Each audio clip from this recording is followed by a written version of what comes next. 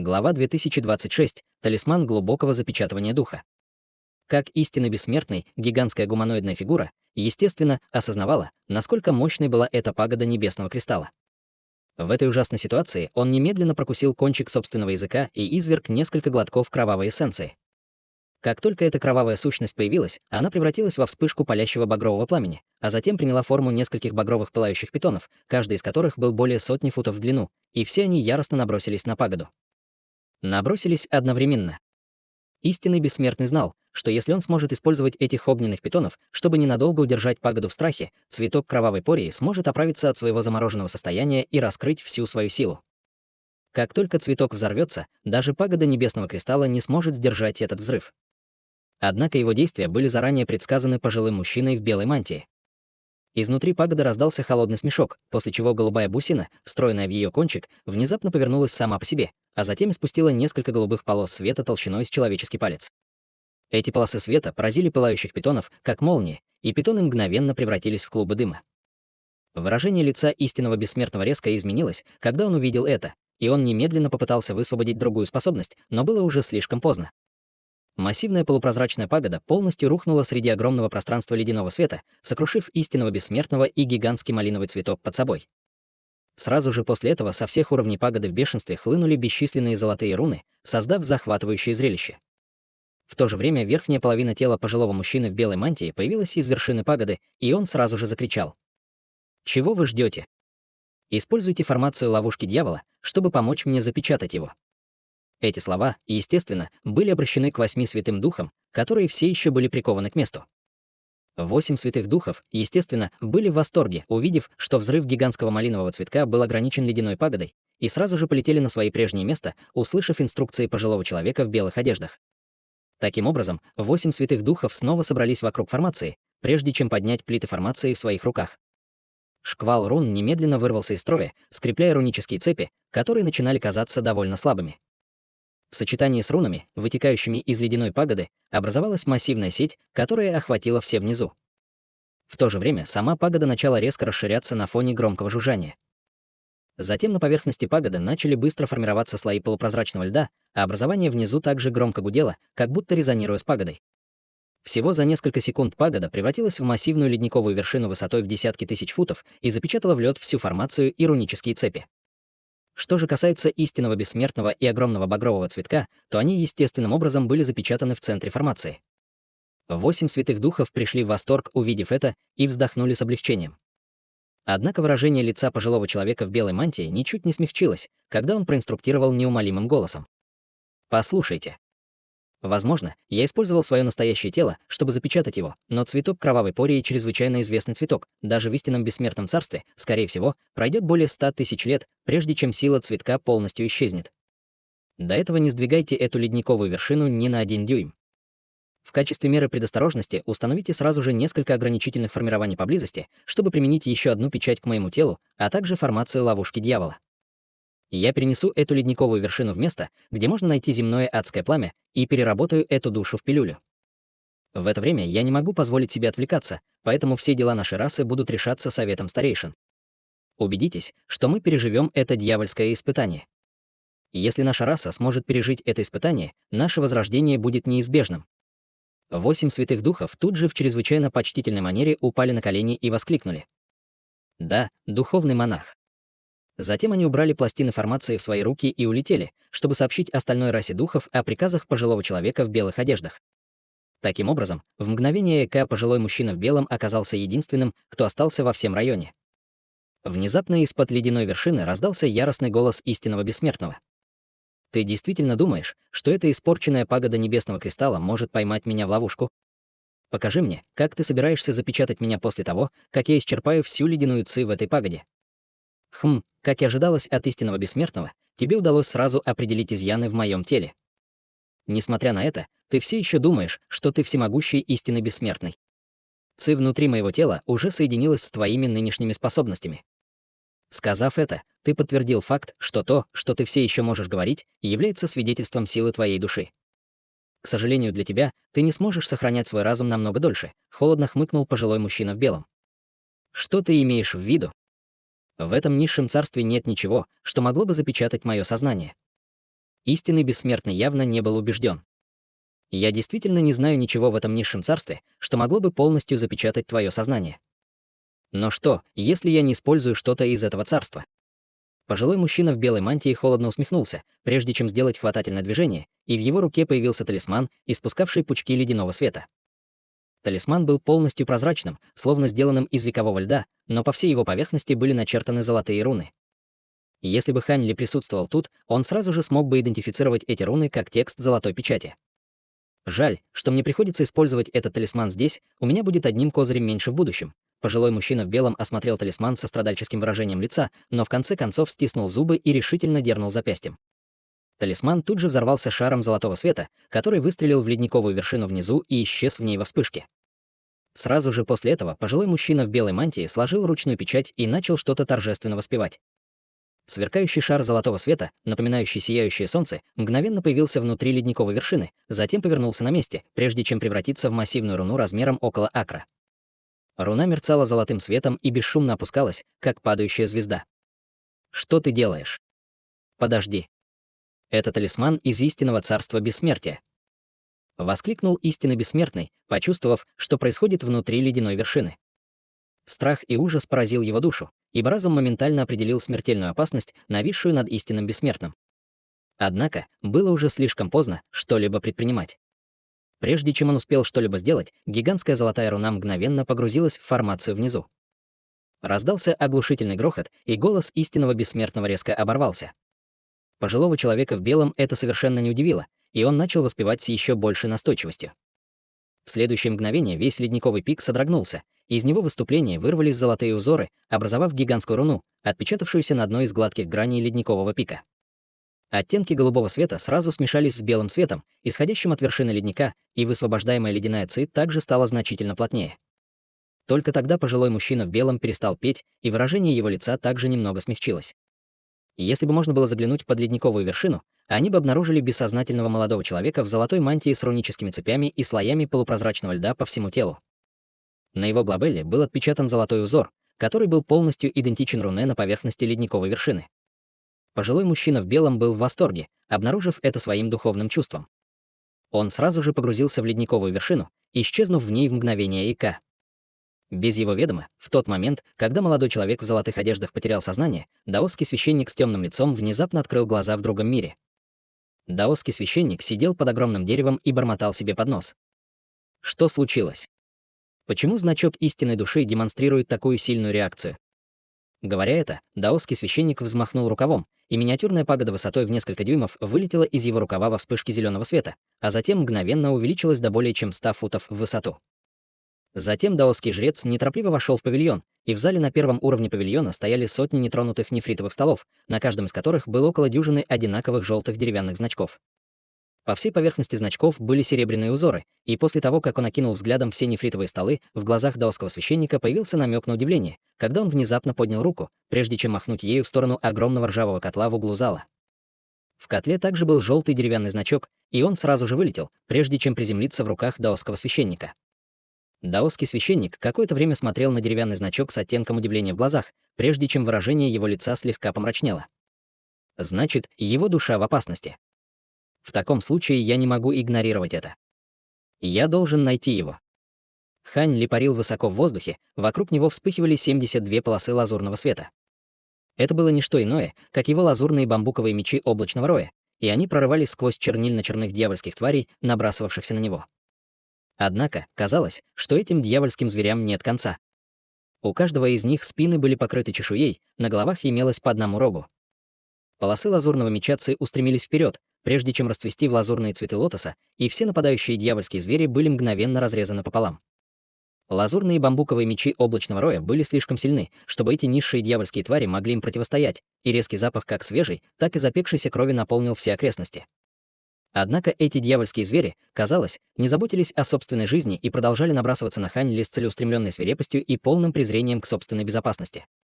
Увидев это, Хань Ли мог только печально вздохнуть.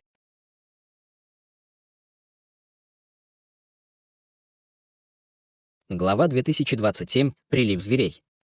Продолжая контролировать свои лазурные бамбуковые мечи облачного роя, Хань Ли бросил взгляд назад, где патриарх длинной семьи и другие также были заняты убийством других дьявольских зверей. Женщина из семьи ей щелкала пальцами по воздуху, выпуская полосы серебряного света, которые вырвались вперед, как проливной шторм, сбивая вокруг себя орды дьявольских зверей. Человек из семьи Линь призвал прозрачную темно-красную нефритовую полосу, которая выпускала обжигающие огненные шары во всех направлениях, чтобы испепелить дьявольских зверей вокруг него в небытие. Руки патриарха длинной семьи превратились в пару гигантских золотых драконьих когтей, и они неслись в воздухе с неудержимой мощью. Его сопровождал старейшина Хуэй, который выпускал потоки зеленой ци из рукавов. Все дьявольские звери, находящиеся в радиусе 1000 метров, были либо мгновенно разорваны на бесчисленные клочья, либо отравлены на месте. Что касается святых духов, Цзан Син призвал устаревшую лазурную лампу, которая выпустила несколько десятков пурпурных огненных шаров, охвативших площадь размером около акра. Все дьявольские твари, которые соприкасались с фиолетовыми огненными шарами, мгновенно превращались в клубы дыма. Байци просто дрейфовал в своем обычном слое защитного белого духовного света, но все дьявольские звери вокруг него были расчленены, как будто их опустошали бесчисленные невидимые лезвия. Цзиньгоу призвал сокровище, похожее на гонг, которое не издавало очень громкого звука, но все приближающиеся дьявольские звери сразу же начали неустойчиво раскачиваться, как будто они были пьяны, а как только они приближались к сокровищу, то тут же падали на землю и больше не вставали. Чжи Шуй надел серебряные доспехи, закрывавшие все его тело, не оставляя открытым ни единого кусочка кожи, и он ринулся в орду зверей впереди, словно торнадо. Все дьявольские звери вокруг него разрывались на части, представляя собой ужасное и жестокое зрелище. Брови Хань Ли слегка нахмурились, когда он увидел ситуацию, разворачивающуюся вокруг него. Возможно, им не повезло, или они просто вошли в это поле не в то время, но их путешествие шло всего около полмесяца, а они уже столкнулись с этим огромным звериным потоком. Хань Ли и другие испытали ужасы звериных приливов в царстве духов, поэтому они, естественно, сразу же попытались избежать этого звериного прилива, но в конце концов все равно недооценили его. Казалось, не было конца дьявольским зверям, выползающим из пастбищ, и все они были одним и тем же типом волкоподобных дьявольских зверей. Большинство этих дьявольских зверей находились только на стадии создания основы или стадии формирования ядра, и даже самые могущественные из них были сравнимы по силе только с культиваторами трансформации божества, но одного их количества было бы достаточно, чтобы вселить отчаяние в сердце среднего культиватора. Таким образом, Хань Ли и другие с самого начала использовали мощные способности, чтобы уничтожить более миллиона этих дьявольских волков. Но и Хань Ли, и его спутники понимали, что в конце концов они все равно будут сметены этой бесконечной волной зверей. Эти дьявольские звери атаковали Хань Ли и остальных безжалостными волнами, и независимо от того, сколько из них было убито, на их место всегда находились новые. В этих обстоятельствах выход был только в том, чтобы объединиться и сплотить усилия, чтобы проложить себе путь сквозь чудовищный поток. Тем не менее, эти дьявольские волки, казалось, были полны решимости выследить их, устраивая постоянные атаки смертников днем и ночью, не давая им никакой возможности для отдыха и передышки. Они резали этих дьявольских волков уже 2 дня и 2 ночи, но все еще не было никаких признаков того, что они вот-вот достигнут другой страны. Таким образом, все начали становиться довольно обеспокоенными. В отличие от этого звериного прилива, звериные приливы, появившиеся на человеческой территории царства духов, были просто детской игрой. Возможно, только гигантские орды морских зверей в океанах царства духов могли сравниться с этим огромным звериным потоком. Внезапно Хань Ли поднял руку, чтобы выпустить несколько толстых молний на фоне громкого удара грома. Молнии вонзились в группу приближающихся дьявольских зверей, и от 300 до 400 из них были мгновенно уничтожены. Даже с бесстрашным характером этих дьявольских зверей они не могли не колебаться перед лицом такой разрушительной атаки, и Хан Ли немедленно воспользовался этой возможностью, чтобы исчезнуть на месте. В следующее мгновение рядом с патриархом длинной семьи вспыхнули пространственные колебания, и Хан Ли снова появился. «Брат Лонг, мы не можем продолжать в том же духе. Этим дьявольским тварям нет конца, и они явно нацелены на нас, поэтому они должны получать инструкции от звериного монарха.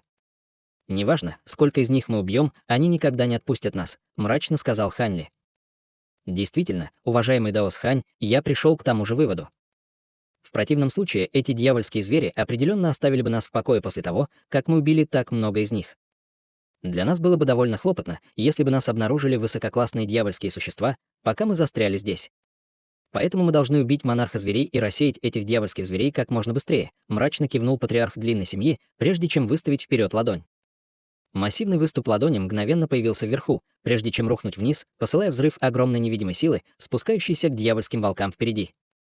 Сотни дьявольских тварей мгновенно превратились в фарш. Сразу после этого патриарх длинной семьи передал свой голос святым духам, и после краткого обсуждения он повернулся к Хань Ли и сказал: Друг Даос Хань, я говорил с уважаемым Даосом Тысячи Осеней, и мы договорились, что лучший план действий для 4 существ, находящихся на поздней стадии интеграции тела, состоит в том, чтобы отделиться от остальной группы и выследить этого звериного монарха. Фея Е и другие останутся здесь, чтобы привлечь внимание дьявольских зверей, пока мы разойдемся в 4 разных направлениях, чтобы найти этого звериного монарха. Мы установим ограничение по времени в 6 часов. Как только это время пройдет, немедленно возвращайте сюда, и мы придумаем другой способ спастись от этого звериного прилива. Если вы спросите меня, почему именно 6 часов, то я скажу, что звериный монарх не должен быть слишком далеко отсюда. И его контроль был бы слишком слаб, чтобы заставить этих дьявольских тварей атаковать нас таким бесстрашным образом. Хань Ли кивнул в ответ. Я выпустил свое духовное чутье на восток ранее, а в этом направлении большая концентрация могущественных дьявольских зверей, так что очень вероятно, что там прячется звериный монарх. Я сам совершу путешествие туда. Патриарх длинной семьи, естественно, не возражал против этого, дав некоторые указания старейшине Хаю, направился на запад. Что касается Святой Девы Тысячи Осеней и Байцы, то они ушли на юг и север, соответственно, и все трое исчезли в толпе дьявольских зверей в мгновение ока. Хань Ли также рванулся на восток, как они договорились ранее. Все остальные собрались в тесном кругу спиной друг к другу, продолжая противостоять приближающимся дьявольским зверям. Полосы лазурного меча Ци вспыхнули в воздухе, сбивая одного дьявольского зверя за другим, и, прежде чем Хань Ли осознал это, он уже более 4 часов бороздил поток зверей, двигаясь на восток. По пути его 72 летающих меча были похожи на 72 лазурных змея, рассекающих воздух вокруг него с несравненной остротой. Некоторым из дьявольских зверей разорвали тело еще до того, как меч Ци вошел в контакт с ними, и было совершенно ясно, что лазурные бамбуковые мечи облачного роя Хань Ли стали намного мощнее благодаря успехам, которых он добился в своей базе совершенствования. Тем не менее, он начал становиться довольно обеспокоенным. За последние несколько часов он столкнулся с несколькими мутировавшими дьявольскими зверями, но даже самые могущественные среди них были только на поздней стадии трансформации божества, так что никто из них не мог быть монархом зверей. 6-часовой срок быстро приближался, но количество дьявольских тварей впереди не уменьшилось ни в малейшей степени, и он начал колебаться, стоит ли вернуться назад, чтобы воссоединиться со всеми. Как только эти мысли пронеслись в его голове, в его глазах внезапно промелькнул намек на удивление, когда он бросил взгляд в определенном направлении. Почти в тот же момент раздались яростные взрывы, и свирепые дьявольские звери, которые набрасывались на Хань Ли, завыли, когда они повернулись назад в унисон, как будто между ними было какое-то молчаливое понимание. Хань Ли слегка запнулся, увидев это, прежде чем немедленно отправиться в погоню, летя по воздуху пронзительной полосой лазурного света. Дьявольские звери прямо впереди были разорваны его полосами лазурного меча Ци, но даже в этом случае другие дьявольские звери отступали так быстро, как только могли, совершенно не обращая внимания на Хань Ли. Хань Ли был довольно заинтригован, увидев это, и он держал на максимуме силу своих лазурных бамбуковых мечей облачного роя, когда он следовал за дьявольскими зверями к месту, где ранее раздалась череда взрывов. Теперь, когда ему больше не мешали дьявольские звери, он смог в мгновение ока преодолеть почти 100 километров, но именно в этот момент он внезапно остановился, и выражение его лица слегка изменилось, когда он бросил взгляд вперед. Всего в нескольких километрах впереди в воздухе внезапно появилась большая группа зеленых дьявольских тварей. Эти дьявольские звери были гораздо крупнее своих собратьев, а их мех испускал слабый зеленый свет, а также резкий запах, указывающий на то, что они были чрезвычайно ядовиты. Отступающие дьявольские звери обходили этих мутировавших тварей стороной, расступаясь по обе стороны вокруг них. Хань Ли не обратил на это внимания и просто бросил взгляд вдаль в направлении, в котором бежали эти дьявольские звери. Позади этой группы зеленых дьявольских зверей был участок открытого пространства, где около дюжины крепких серебристых дьявольских зверей безжалостно атаковали пару гуманоидных фигур. Рядом с этими серебряными дьявольскими зверями был черношерстный дьявольский зверь с 2 пятицветными рогами на голове. По всему телу черношерстного дьявольского зверя текла кровь, и он совершенно неподвижно лежал в воздухе. Над дьявольским зверем была серебряная курильница, которая также парила в воздухе, а из курильницы торчала наполовину сгоревшая палочка серого ладана, испускавшая слабый лазурный дым. Дым образовал едва заметное кольцо вокруг этого кармана пустого пространства, сплошь окруженного волкоподобными дьявольскими зверями.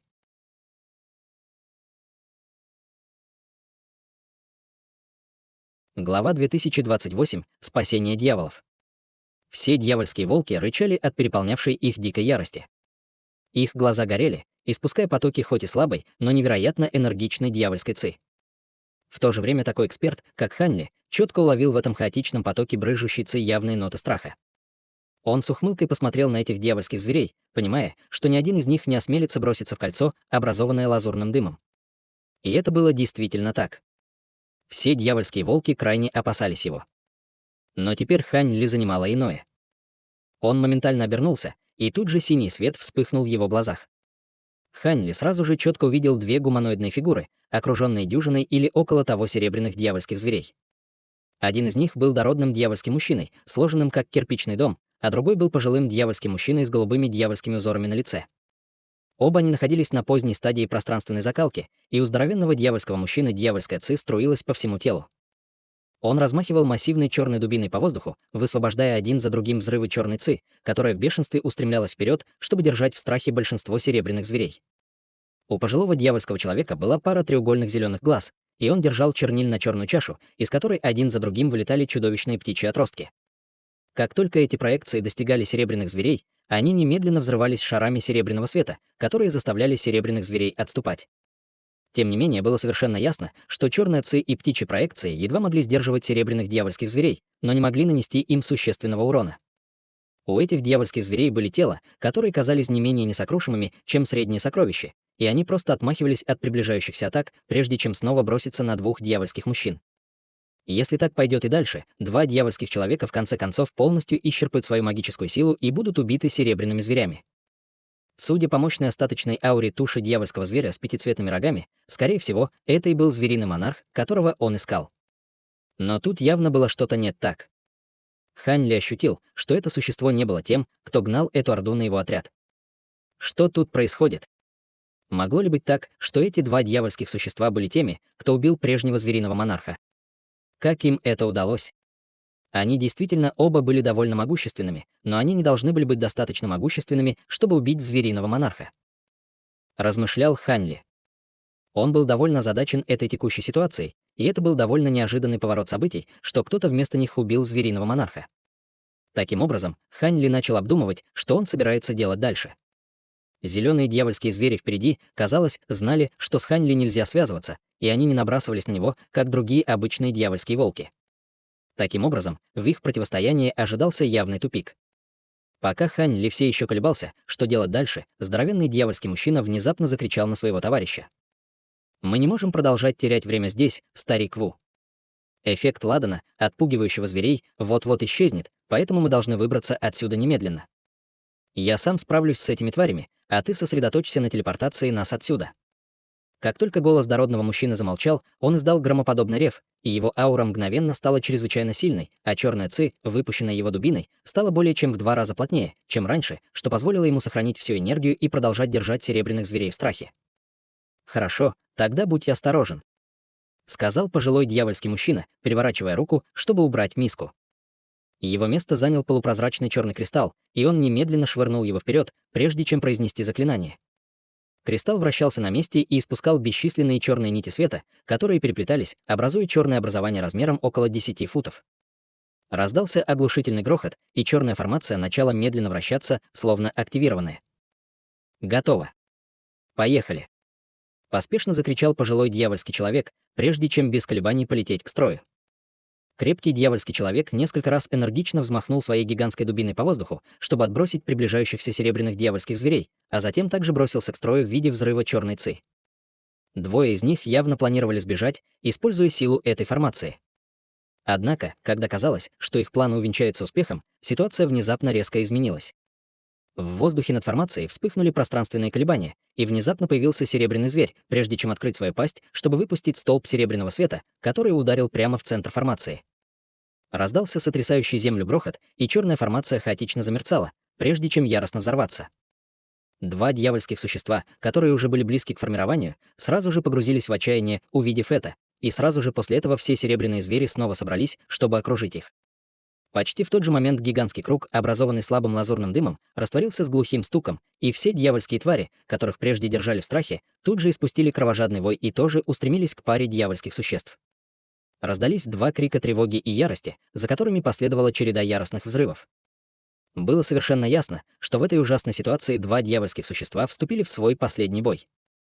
Хань Ли оценивал разворачивающуюся ситуацию на расстоянии и вдруг сделал ручную печать, при которой на его коже появились слои черных чешуек. В то же время из его тела вырвался взрыв мощной дьявольской ци вместе с огромным духовным давлением, которое обрушилось на всех дьявольских зверей. Все зеленые дьявольские звери, стоявшие у него на пути, тут же рефлекторно отступили, издавая угрожающее рычание, но свирепость в их глазах стала только более явной. «Кто идет сюда?» Мы оба охранники города Кровавых Ворон, и если вы спасете нас, мы обязательно предложим вам солидную награду, старший. Я единственный сын великого старейшины расы адских ворон. Наша раса также будет в большом долгу перед вами, старший.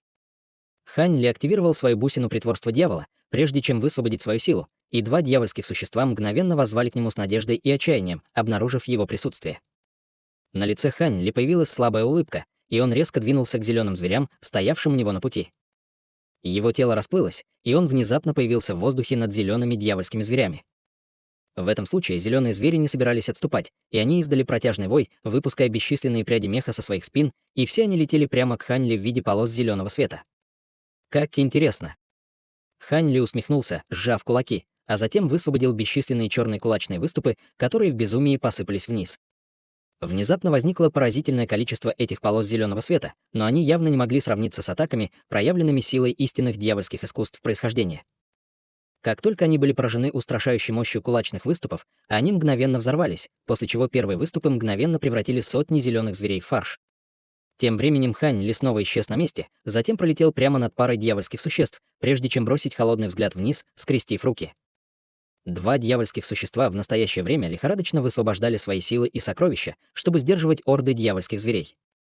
Обычные дьявольские звери не могли представлять для них большой угрозы, но зеленые и серебряные дьявольские звери были слишком сильны для них, и казалось, что они могут быть полностью затоплены в любой момент. «Я могу спасти тебя, но ты должен кое-что для меня сделать», — неторопливо сказал Хань Ли. «Хорошо, мы сделаем все, что вы попросите, старший». Немедленно, без колебаний, закричал здоровенный дьявольский мужчина. За это короткое мгновение серебряный зверь уже прорвал его защиту и нанес своими когтистыми лапами на его плече несколько глубоких ран, сквозь которые были видны даже его кости. Пожилой дьявол, естественно, сразу же согласился. Услышав это, на лице Хань Ли появилась слабая улыбка, и пара полупрозрачных лазурных и белых крыльев появилась на его спине среди грохочущего удара грома, после чего бесчисленные лазурные и белые шары молнии появились из воздуха. Затем он сделал ручную печать и тут же снова исчез вместе со всеми шарами молнии. Раздался сокрушительный грохот, и бесчисленные дуги лазурных и белых молний вырвались из воздуха, мгновенно переплетаясь, образуя гигантскую сеть молний, спускавшуюся сверху с разрушительной силой. Молнии сыпались дождем из сети молний, прежде чем мгновенно взорваться, образовав море молний в воздухе внизу. Что было невероятно, так это то, что два дьявольских существа остались совершенно невредимыми и не были поражены ни единой вспышкой молнии, хотя они находились прямо посреди моря молний. Вокруг них появился плотный молниеносный барьер в виде щита, в то время как большинство окружающих дьявольских зверей были обращены в пыль мощными ударами молний. Наконец, после того, как молния исчезла, осталось только от 10 до 20% дьявольских зверей высокого уровня, и даже они были полностью обуглены. После этого разрушительного дождя молний у оставшихся дьявольских зверей больше не было смелости противостоять Хань Ли, и все они стремительно бежали с поля боя, издавая жалобный вой ужаса. Здоровенный дьявольский мужчина был в восторге, увидев это, но затем ему внезапно пришла в голову мысль, и он поспешно закричал: «Старший, убей этих серебристошеих зверей, пока они не ушли. Если ты сможешь это сделать, эта звериная волна немедленно угаснет, и в этой стае больше сотни лет не родится ни один новый звериный монарх». Звери с серебряными шеями. Услышав это, глаза Хань Ли слегка сузились, и он направил свое духовное чутье на дюжину или около того раненых серебряных зверей, которые уже бежали вдаль. Это явно были звери с серебряными шеями, о которых говорил здоровенный дьявольский человек, и всем им удалось пережить этот раунд ударов молнии с их способностями ранней пространственной стадии закалки. Выследив их, Хань Ли немедленно снова приступил к действию, быстро сделав ручную печать, на которой позади него появился золотой выступ с 3 головами и 6 руками. Как только проекция появилась, она увеличилась до более чем до 100 футов в высоту, а затем одновременно открыла все 6 своих золотых глаз.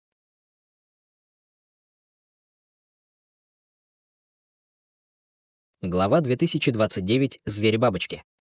Около дюжины столбов золотого света вырвались один за другим из 6 глаз проекции, и каждый столб света с безошибочной точностью поразил убегающего серебряного зверя.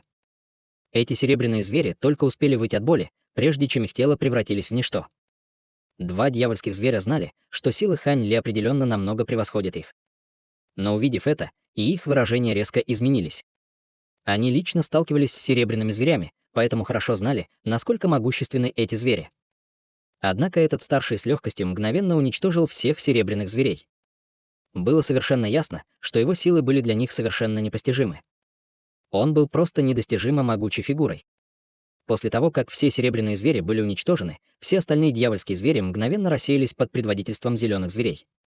Все дьявольские твари быстро бежали глубоко в луга, как отступающий прилив. И окружающее пространство опустело в мгновение ика. Хань Ли не собирался дальше преследовать дьявольских зверей.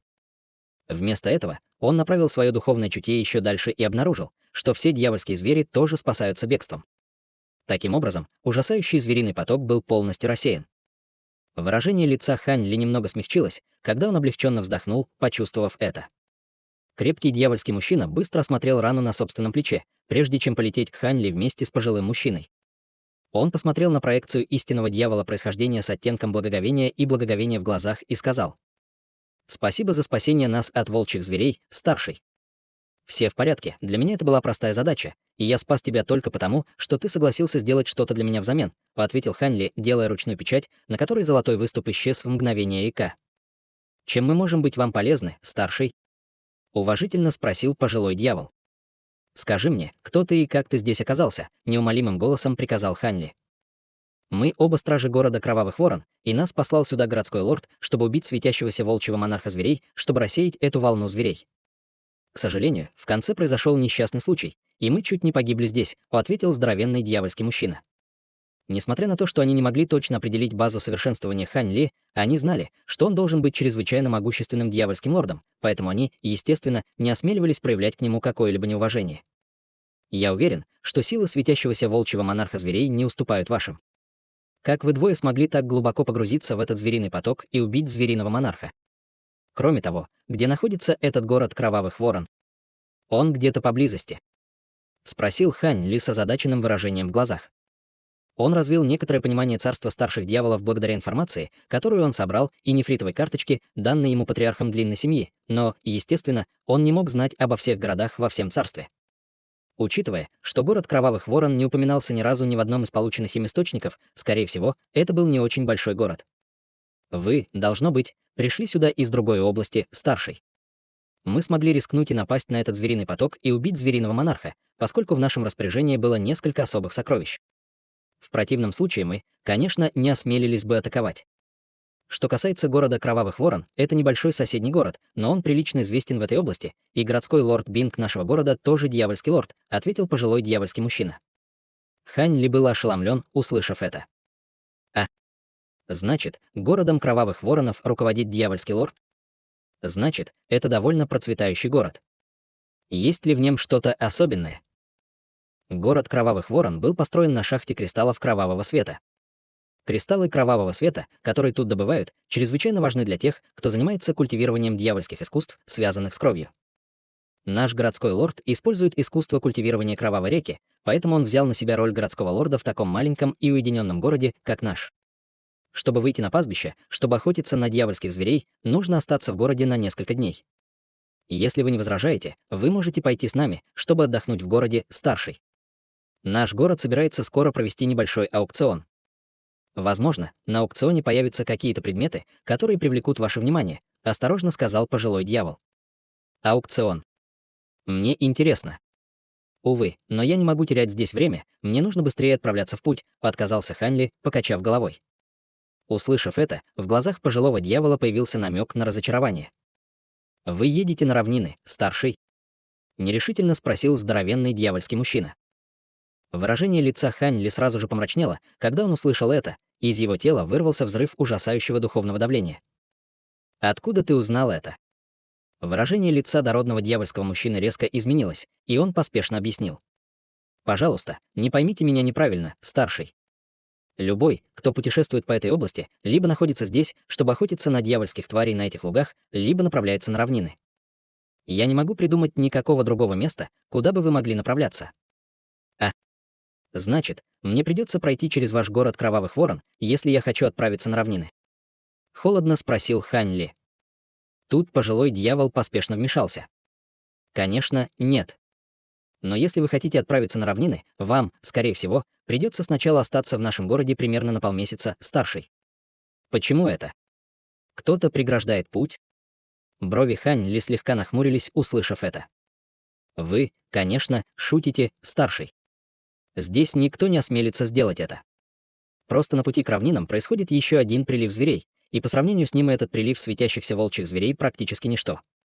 Даже если кто-то вашей силы попал бы в тот звериный прилив, это было бы крайне опасно. Звериный прилив начался около полумесяца назад, так что, скорее всего, он продлится еще около полумесяца. В такое время наш город является единственным местом, где можно найти убежище, объяснил здоровенный дьявольский мужчина. Услышав это, зрачки Хань Ли слегка сузились. Какой тип звериного прилива может быть таким страшным? Может быть, это прилив железнозубых зверей? Судя по информации, которую он собрал в царстве старших дьяволов, железнозубые звери были одним из самых страшных видов дьявольских зверей на дьявольских лугах. Мало того, что все они были довольно могущественными, их стаи часто исчислялись десятками миллионов, что делало их чрезвычайно опасными для всех дьявольских существ, живущих рядом с лугами. Я бы не говорил вам этого, если бы это была волна железнозубых зверей, старшей. С вашими способностями у вас не было бы проблем с прохождением через такую волну зверей. Текущая волна зверей состоит из зверей-бабочек, которые очень редки даже во всем нашем святом королевстве, сказал здоровенный дьявольский мужчина, когда на его лице появился намек на страх. Звери-бабочки. Как это возможно? Разве они не обитают в горах или лесах? Почему они появились на этом лугу? Выражение лица Хань Ли слегка изменилось, когда он услышал это. Мы не совсем уверены, почему эти звери появились в этой области. Они внезапно появились из глубины пастбищ толпами, и теперь они задерживаются на востоке. В результате этого многие соседние даосы бежали в наш город. Однако эти звери никогда не остаются в одном и том же месте больше месяца, так что пока наш город не атакует их, у нас все будет хорошо. Кроме того, даже если эти звери-бабочки внезапно нападут на наш город, городские ограничения смогут сдержать их, ответил здоровенный дьявольский мужчина. Это действительно было довольно хлопотно. Звери-бабочки были лишь немного сильнее, чем звери-железные зубы, но ядовитый туман, который они выпускали, был чрезвычайно устрашающим. Мало того, что он мог задерживаться на одном месте в течение длительного времени, он был способен медленно разрушать все виды защитных сокровищ и защитного духовного света. Иметь с ними дело было очень трудно. Мысль о попадании в ядовитое облако, простирающееся дальше, чем могли видеть глаза, очень беспокоила даже Хань Ли. Имея это в виду, выражение лица Хань Ли слегка помрачнело. «Вы двое пока подождите здесь, я должен обсудить это со своими товарищами». Как только его голос затих, Хань Ли перевернул руку, чтобы достать желтый талисман, затем произнес в него сообщение, прежде чем выпустить его в виде полосы красного света, которая мгновенно исчезла в воздухе. Двое дьявольских мужчин были довольно удивлены, услышав это, но они слишком боялись Хань Ли, чтобы противостоять ему, поэтому они могли только ждать в тишине. Примерно через 2 часа издалека вырвались несколько полос света, прежде чем они оказались рядом с Хань Ли, показывая, что это группа мужчин и женщин-культиваторов в разной одежде. У всех них была чистая дьявольская ци, дрейфующая вокруг их тел, и они были никем иным, как патриархом длинной семьи и остальными спутниками Хань Ли, которые уже активировали эти бусины притворства дьявола. Двое дьявольских мужчин сразу же резко вздохнули в унисон, почувствовав базы культивирования незнакомцев. Они поспешно отвесили уважительные поклоны. Мы отдаем дань уважения нашим старшим. Неудивительно, что они были так поражены. Несмотря на то, что в царстве старших дьяволов было бесчисленное множество могущественных существ, все же крайне редко можно было увидеть так много дьявольских лордов, собранных в одном месте. Патриарх длинной семьи даже не удосужился бросить взгляд на 2 дьявольских существ, когда он спросил: «Брат Хан, твоя информация достоверна. Меня проинформировали об этом эти 2 коллеги Даоса. Что касается того, правда это или нет, нам просто нужно провести разведку самим, чтобы выяснить это», — ответил Хань Ли. «Если на самом деле существует такой грозный звериный прилив, то наше путешествие придется отложить. Если бы существовало всего несколько сотен тысяч зверей-бабочек, мы могли бы уничтожить их всех. Но если их достаточно много, чтобы сформировать прилив, то нам будет очень трудно пробиться через него, по крайней мере, не получив серьезных травм», — вздохнула святая дева Тысячи Осеней. Действительно, но чтобы убедиться, что эта информация верна, нам нужно, чтобы кто-то разведал ситуацию.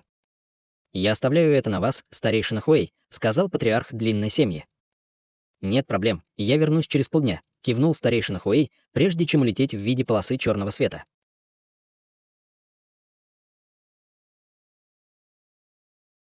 Глава 2030. Печать души.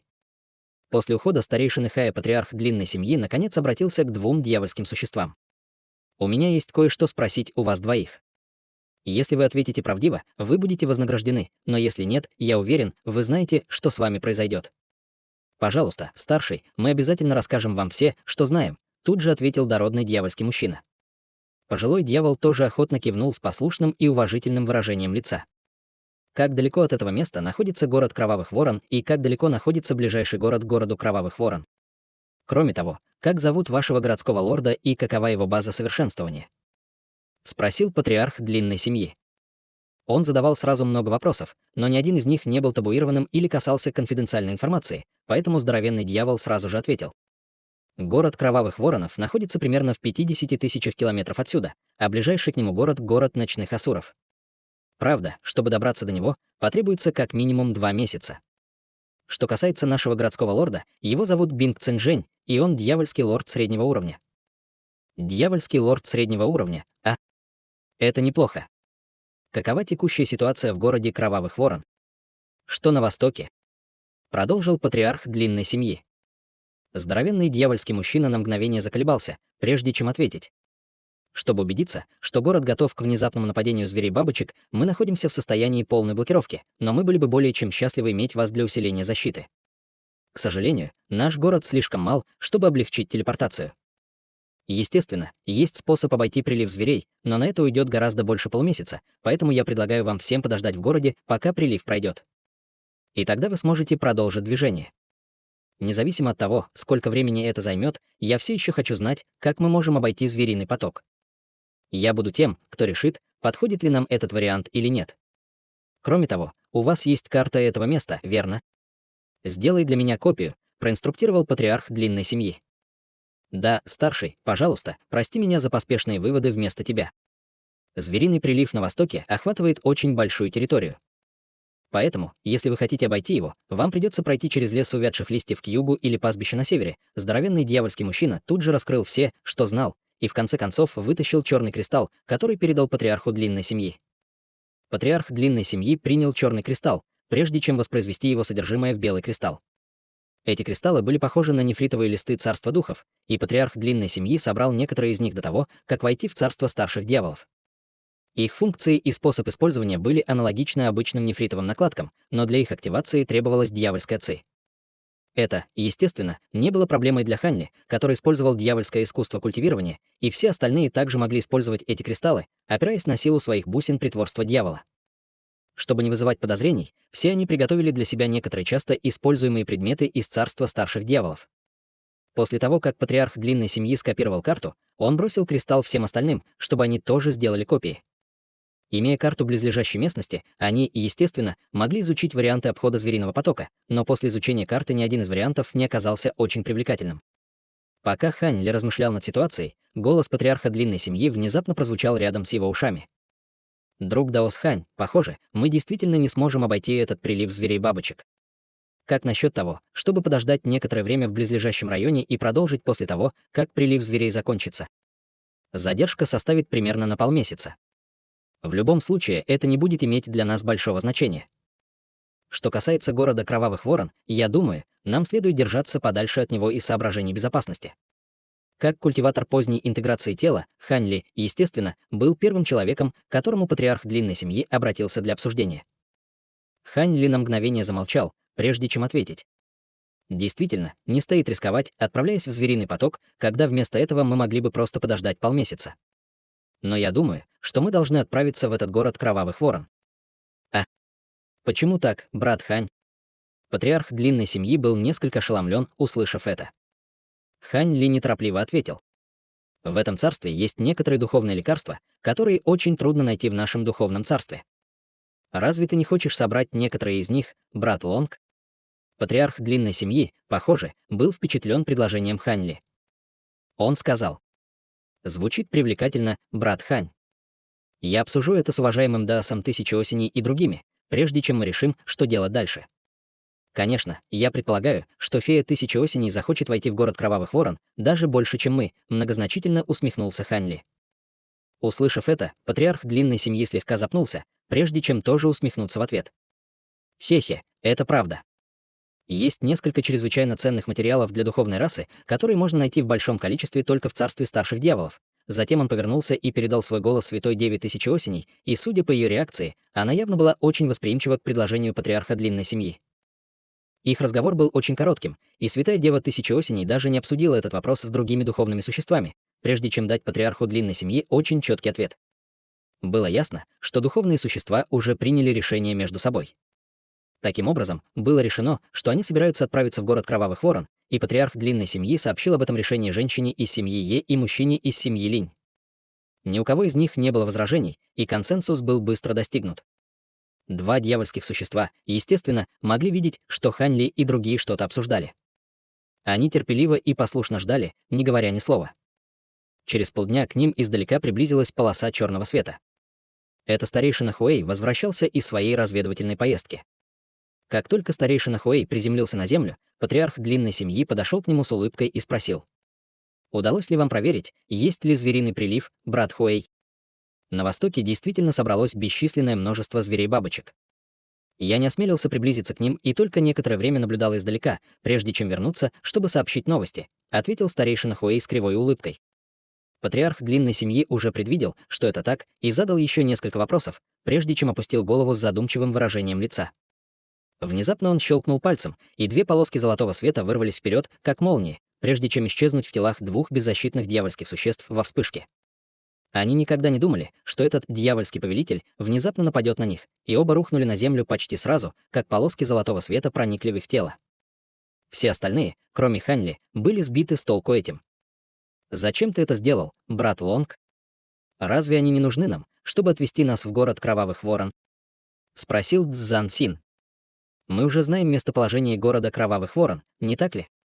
Мы можем просто добраться туда сами». «Кроме того, я не убивал их, я просто лишил их сознания», — ответил патриарх длинной семьи. Цзан Син тоже был хитрым старым лисом, прожившим бесчетное количество лет, и на его лице сразу появилось просветленное выражение. «А, может быть, ты собираешься?» «Именно. Если бы я убил их, это, скорее всего, привлекло бы внимание городского лорда города Кровавых Ворон. Нам не нужно бояться дьявольского лорда среднего уровня, но, естественно, лучше всего избегать неприятностей, насколько это возможно. Я планирую применить к ним технику печати души, чтобы временно запечатать их воспоминания, прежде чем отпустить их. Что касается нас, мы просто войдем в город, замаскировавшись под обычных дьявольских существ. Я уверен, что тогда дьявольские существа в городе не будут обращать на нас никакого внимания, объяснил патриарх длинной семьи. Это хорошая идея, но надежна ли ваша техника печати души, брат Лонг? Для нас было бы очень неприятно, если бы городской лорд увидел ее, обеспокоенно сказал мужчина из семьи Линь. Хе-хе. Это секретная техника, переданная непостижимо могущественным существом. Если кто-то уровня священного предка не станет исследовать их лично, никто бы не обнаружит ничего неправильного, заверил патриарх длинной семьи. Все, естественно, прониклись большой уверенностью, услышав это. Таким образом, патриарх длинной семьи сделал хватательное движение, чтобы привлечь к себе пожилого дьявольского человека, а затем выпустил шар пурпурного света изо рта, который полностью охватил все его лицо.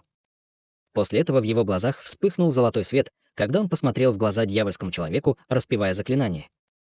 Несколько часов спустя Хань Ли парил высоко в воздухе, глядя на малиновую городскую стену вдалеке. Значит, это город Кровавых Ворон. Он совсем не кажется большим. Хе-хе. Это действительно не очень большой город, но его стены вымощены камнями, добытыми рядом с шахтой кристаллов кровавого света, и, по-видимому, они обладают некоторыми свойствами, позволяющими им ослаблять атаки магической силой, сказал с ухмылкой патриарх длинной семьи.